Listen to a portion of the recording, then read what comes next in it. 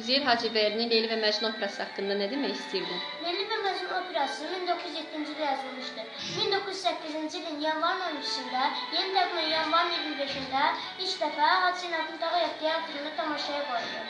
Opera birinci quruluşda 5 pərdə alt şəkildə, sonraki quruluşlarda isə 4 pərdə alt şəkildə olmuşdur. Opera təkcə Azərbaycanda bütün müsəlman şərqində ilk dəfə operanın əsasını qoymuşdur.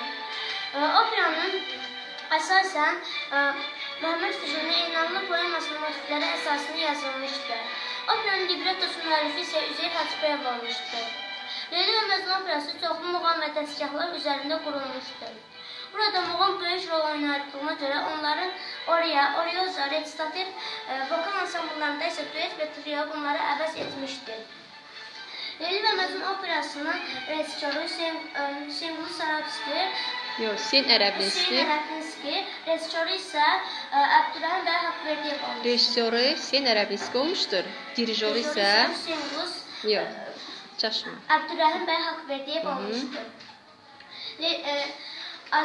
İlk dəfə Leyli rolunu kim ifa eləmişdi? Leyli rolunu Əbdürrəhim Fərəcov, Məcnun rolunu isə Hüseyn Sarabski. Kim idi o Əbdürrəhim Fərəcov?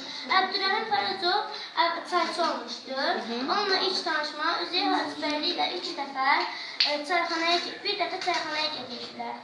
Bu zaman onlar oturarkən birdən həmin Əbdürrəhim Fərəcovun xoş zümzüməsini eşidir. Üzeyir Hacıbəyli isə ağlına bir parlaq fikir gəlir. O, Hüseyn Sarabski, yəni bu çayçıya Leyli rolunu oynamasını təklif edir. Burada Əbdürrəhim Fərəcov kişi olduğuna görə əvvəl o zamanlarda qadın aktyorlar bulunması çətin məsələ idi.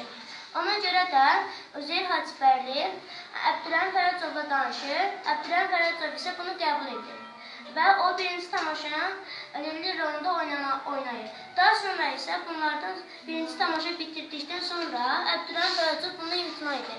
Daha sonra isə Üzeyir Hacıbəylinin öz əmisi oğlu, xalası oğlu Hüseyn Sarabski, Ağdamski bu rolu Əhməd Ağdamski bu rolu Leyli rolunu ifa edir və Əhməd Ağdamski həm də kim olub?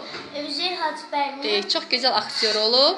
Əvvəldən o teatr tamaşalarında həmişə qadın rollarını çox müvəffəqiyyətlə ifa edirmiş. Ona görə də burada ona xahiş edirlər. Bəli, onu da çox gözəl yaradır. Həm də onun çox incə, gözəl səsi olur. Muğamları çox gözəl ifa edirmiş. Daha sonra isə Leyli və Məcnun operasına görə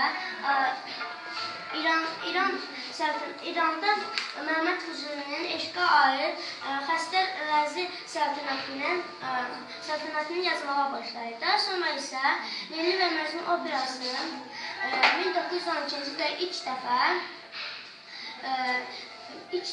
Orçun qardaşlar mətbəəsində çap etdirilmişdir.